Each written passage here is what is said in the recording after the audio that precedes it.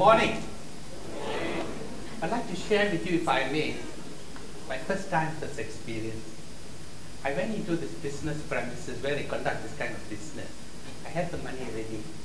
I walked into the shop lot. There were a few men standing around. I hesitated in front of the counter. The lady looked at me and she called me and she said, "The first time?" I said, "Yes." She said, "You have the money?" I said, "Yes." She asked, "Do you want me to do for you?" I said, "Please do everything." It was over very fast and I rushed out. Contest chair, honorable judges, ladies and gentlemen, that was my first time and first experience in buying 4-digit numbers. I know what you were thinking. But you know, in every facet of our life, there is a first time and a first experience, isn't it? It could be using chopsticks. Do you remember first time you used chopsticks? I come from a small town. We were given chopsticks. I took one on the right hand, one on the left hand, and we could still eat. For men, they would tell you using ties. First time, first experience was rather, it showed how naive they could be. For ladies, first time, it's really painful, they'll tell you. Using high heel shoes, I mean. Very often people would say, "I would just like to forget the first time, it was so embarrassing." But I say, no, you should record it. So that in later life, maybe at a Toastmasters seminar like this, you can share it and show people how humane you are. Although it might say you are a bit dumb, naive. I remember the first time I tried to fry an egg. It turned out to be one black blotch on the frying pan. My wife and children laughed their heads out. But over a period of time, I improved. I used some onion, some garlic. I'm now an expert in frying eggs. I was telling my wife that day, I've now attained the age of 55. I said I'm thinking of opening a stall in front of my house, and I'm going to announce Fernando's eggs fried. You all are welcome. I'll give you a bit more onions.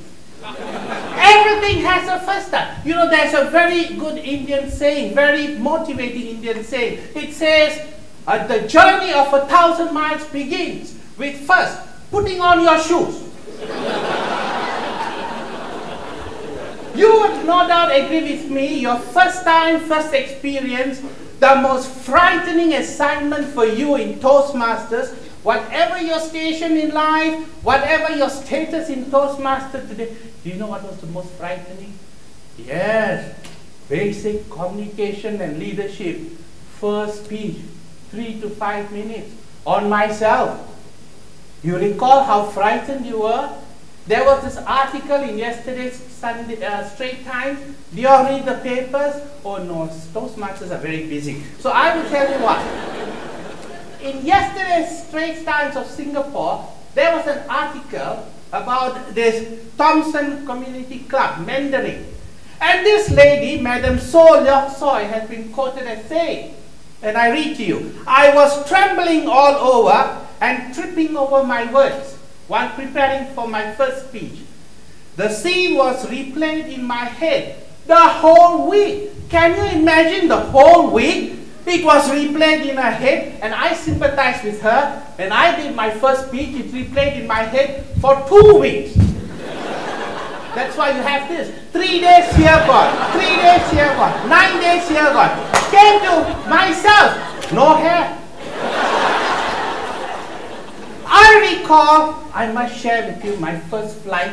I have this phobia about flights and with that heights, and I've always avoided long-haul flights. But some years ago, my company said, "You have to go to Beijing.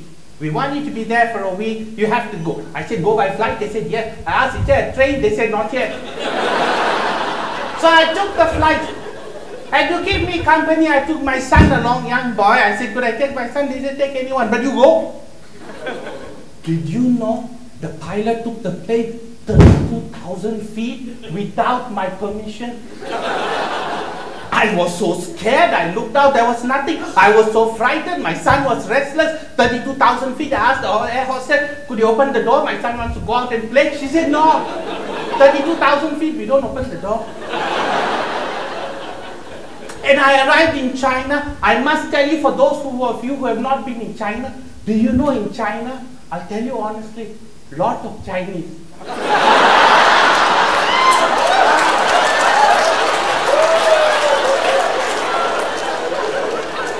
And I looked for an Indian nun. And I was walking along Tiananmen Square. I saw one. I ran out of him. Hello, brother. And he said, no.